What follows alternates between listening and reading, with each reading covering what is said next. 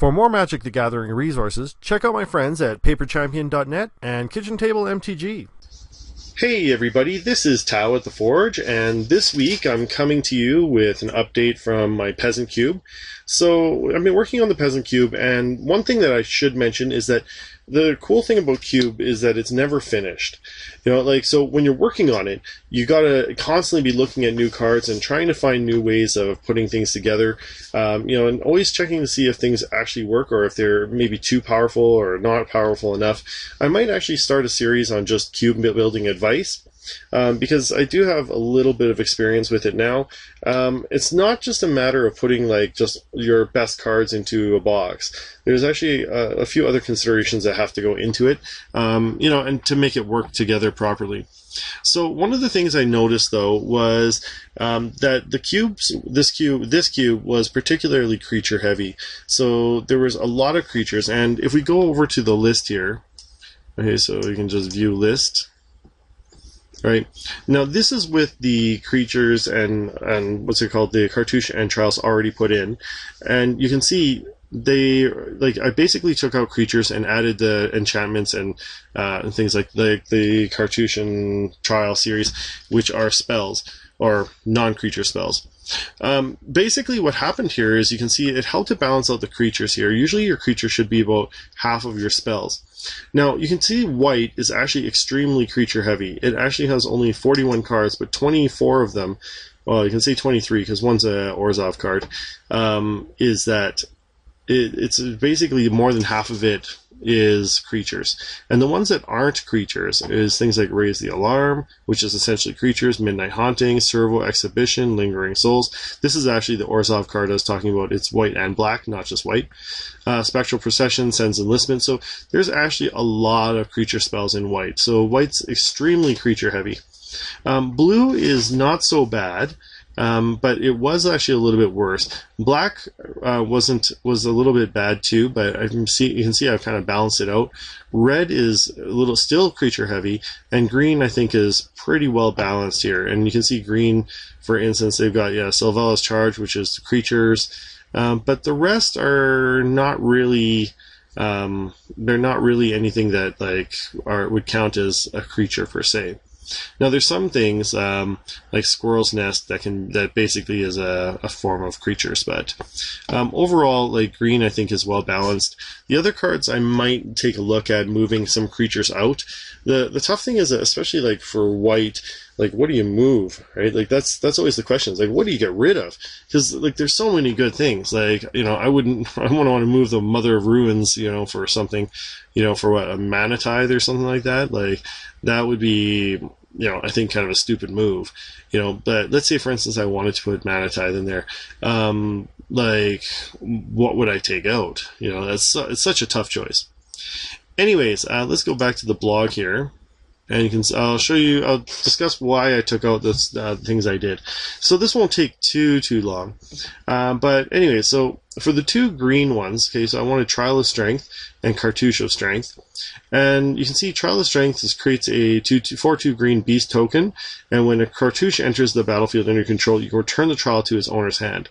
So then this one, you can enchant a creature you control, you can have it fight with another target creature, and then that creature gets +1/+1 and has trample.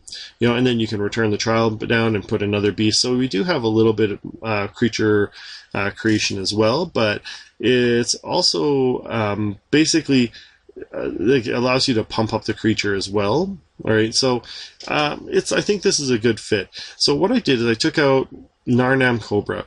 Now, I like Narnam Cobra, but what I found is I already had a few Death Touchers, especially I had Deadly Recluse, and I forget the name of the card. It's 1 mana 1/1 with Death Touch.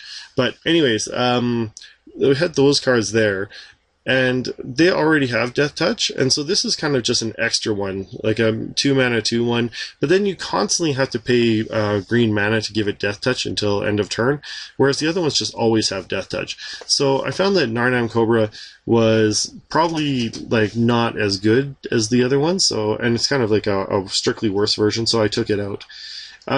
One other thing is that I took out, the other one is I took out 1 Dozen Eyes. Now, 1 Dozen Eyes is a 6 mana card, but you can put a 5/5 green beast token or a 5/1/1 green creature insect tokens. But the problem is that you usually want to cast this for its Entwine ability, and Entwining this would cost 9 mana. I'm not sure how many matches would actually go to 9 mana, and so this is why I kind of took it out. Like, I just don't think, like, yeah, it's nice to be able to get one of these, but I think, like, players would feel dissatisfied because I don't think you're ever going to get its Entwine mode out, or, you know, it would be just rare that this would ever get out entwined. So that's why I took it out. Anyways, Cartouche, the red ones, the Cartouche of Zeal, basically makes it so target creature can't block, and then gets +1/+1 haste. Trial of Zeal deals 3 damage to target creature or player, and then you can return that Cartouche down. Alright, so I took added these two in, and in exchange I removed Foundry Street Denizen.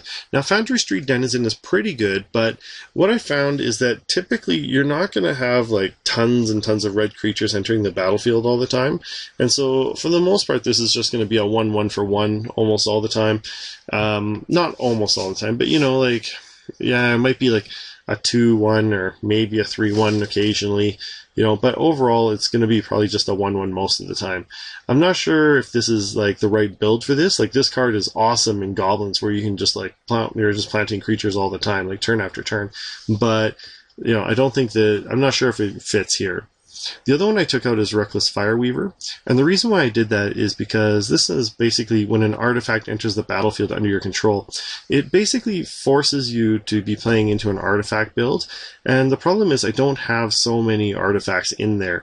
So, like, we have got artifacts, but like, we don't have a lot of artifact generating things. Like, if we had tons of things that made servos and stuff like that, then okay, this might go well in there, but I found this one is just kind of a ho-hum type card, so I took this one out as well.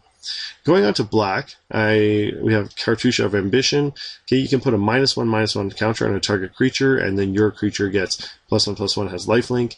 And then the Trial of Ambition, your target opponent sacrifices a creature. That's actually pretty huge. So when it enters the battlefield under your control, you return a trial back to your hand. Alright, so in order to fit that in, this one was actually a little bit easier. I removed Foundry Streacher, so it gets +1/+0 as long as you control an artifact, so it could be like a 3-mana 3/1 with flying, which is okay, but that's only if you have an artifact again. Like, if you're not playing that many artifacts, or if you didn't choose them, this isn't going to be very good for you. The other one I took out was Syndicate Trafficker. This one is an easy one because it's a rare, right? Like, I was looking through the cards and I was like, hey, I must have accidentally snuck in this rare. And so Syndicate Trafficker has to come out because it can't be in there because this is a Peasant Cube. Alright, so going on to blue, we have Cartouche of Knowledge. When it enters the battlefield, you get to draw a card, so drawing a card for 2 is pretty good, but also a creature you control gets +1/+1, it has flying, you know, so that's actually really good. You get evasion, a little bit of pump, and a card draw for 2 mana. That's actually really, really good value. Alright, the Trial basically has, when you enter the battlefield, draw 3 cards, then discard a card, alright, but when it enters the battlefield, you can return that Trial, and then, you know, cast it again, or you can return the Cartouche.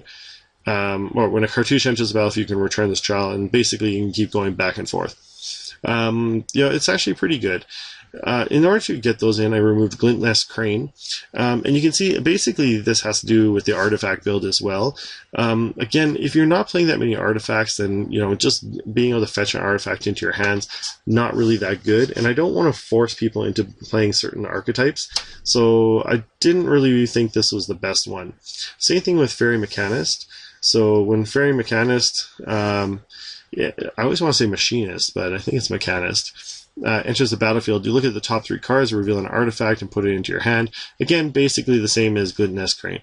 I didn't think that, again, this was that good of a thing, mainly because, like, again, if you're not playing that many artifacts, or if your artifacts are just like kind of support artifacts, then this is going to be kind of just ho-hum.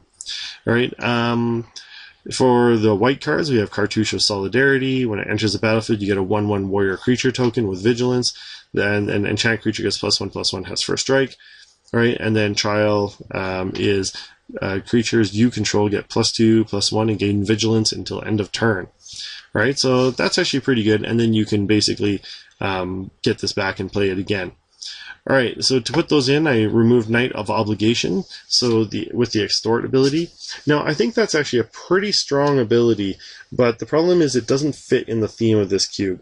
So the theme of this cube is we have like a rogue theme, a knight theme, a +1/+1 counter theme, some lifelink themes, and stuff like that. So we've got like a number of different themes running throughout the cube, but this one just doesn't fit, except that it's a knight. Like, so a 2/4 with vigilance is pretty good, but overall I found that this is, probably the best card to take out. Not saying it's a terrible card. I think it's actually a good card, but I just don't think it's the right one to have in the deck. Like, if I have to take something out, then this is going to be it. The other one I took out was another knight.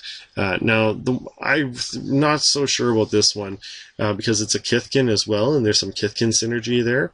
But whenever Order of the Golden Cricket attacks, you may pay white. If you do, it gains flying until end of turn. So you have a 2/2 for 2 that can have evasion, but you have to pay for that evasion turn after turn.